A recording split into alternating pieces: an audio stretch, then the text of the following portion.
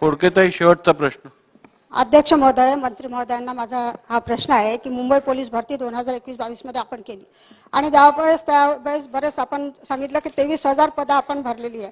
परंतु काल नागपूर या ठिकाणी जे विद्यार्थी आहेत किंवा माझ्या अमरावती जिल्ह्यातले भरपूर पोलीस प्रशिक्षणामध्ये जे मुलं आहेत त्यांनी सांगितलं की 8,000 जे परीक्षा दिले ते पास झाले, त्यांचं पोलीस स्टेशनचं व्हेरिफिकेशन सुद्धा झालंय, परंतु त्यांना ऑर्डर येत नाहीये आणि त्यांचं वेज बार होत आहे. म्हणून माझा मंत्री महोदयांना विनंती आहे की ज्यांचं सिलेक्शन झालंय, पोलीस रिपोर्ट सुद्धा त्यांचा घेतलेला आहे, तर अशा मुलांना आपण केव्हा ऑर्डर देणार आणि त्यांची भरती केव्हा करणार? ज्यांचं सिलेक्शन झालं ते एजबार होत नाहीत. आपल्याला मी जसं सांगितलं की प्रशिक्षणाची क्षमता आपण वाढवतो, ती क्षमता वाढवत आपण एक एक बॅच ऍडजस्ट करतो. त्यामुळे जे सिलेक्ट झालेले आहेत त्यांना चिंता करण्याचं कारण नाहीये. त्यांना 100% त्या ठिकाणी नोकरी मिळेल आणि त्यांचं प्रशिक्षण होईल.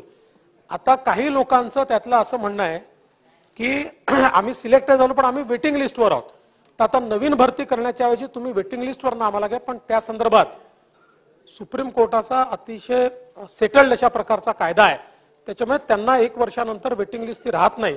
त्यामुळे त्यांना वेटिंग लिस्टवरच्या लोकांना आपल्याला काही घेता येणार नाही. मात्र जे सिलेक्ट झालेले आहेत त्या सगळ्यांना आपण निश्चितपणे त्यांचं प्रशिक्षण पूर्ण करणार आणि त्यांना आपण घेणार. 7 दिवसामध्ये दिल्लीला कोण कोण गेलं होतं, भाजपचं कोण गेलं होतं आणि अजितदादा मित्रमंडळाचं कोण गेलं होतं, याचा थोडासा प्रवासाचा डिटेल्स तुम्ही सर्वजण काढा. त्याच्यावरून काही गोष्टी तुम्हाला कळतील. याच्या पलीकडे जाऊन मी काही बोलणार नाही. तुम्ही जे म्हणाला आहात की मनी लॉन्ड्रिंग वगैरे हे काही नाही. आणि एक तर ती कारवाई चालू आहे आणि सगळे कागदपत्रे आम्ही सर्वांनी दिलेले आहेत. आणि तुम्हाला एकच सांगतो, जे काही देवेंद्र फडणवीस म्हणतायत, नाही तर जे काही सत्तेत असणारे नेते आज मोठ्या मोठ्या आवाजात बोलत आहेत, त्यांना मला एवढंच सांगायचं आहे की जर खरीच चूक मी केली असती तर एक काल मी भारताच्या बाहेर असताना मी परत आलो नसतो. दुसरं, जर मी खरी चूक केली असती तर अजितदादांबरोबर त्यांच्याबरोबरच मी आता भाजपबरोबर जाऊन बसलो असतो, जे मी केलेलं नाही. कारण आमच्यासाठी विचार महत्वाचा आहे, महाराष्ट्र धर्म महत्वाचा आहे, महाराष्ट्राची अस्मिता महत्वाची आहे. आम्ही आमचा लढा तसाच कायम सुरू राहू आणि ईडी असू नये तर कुठलाही विभाग असू, त्यांना जे जे काय सहकार्य करायचं आहे ते आम्ही करत राहू. अधिकाऱ्यांच्या बद्दल माझं काही दुमत नाही. दादा, तुम्ही तिथं अजितदादांसोबत हे सगळं प्रेशर टेक्निक्स आहे का?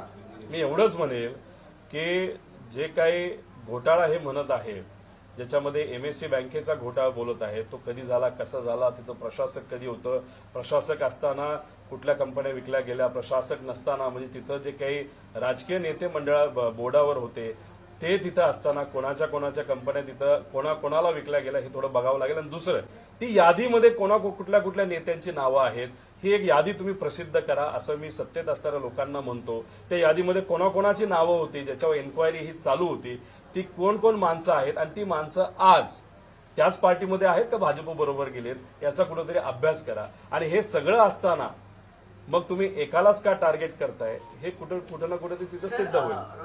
जो जी कारवाई झाली यानंतर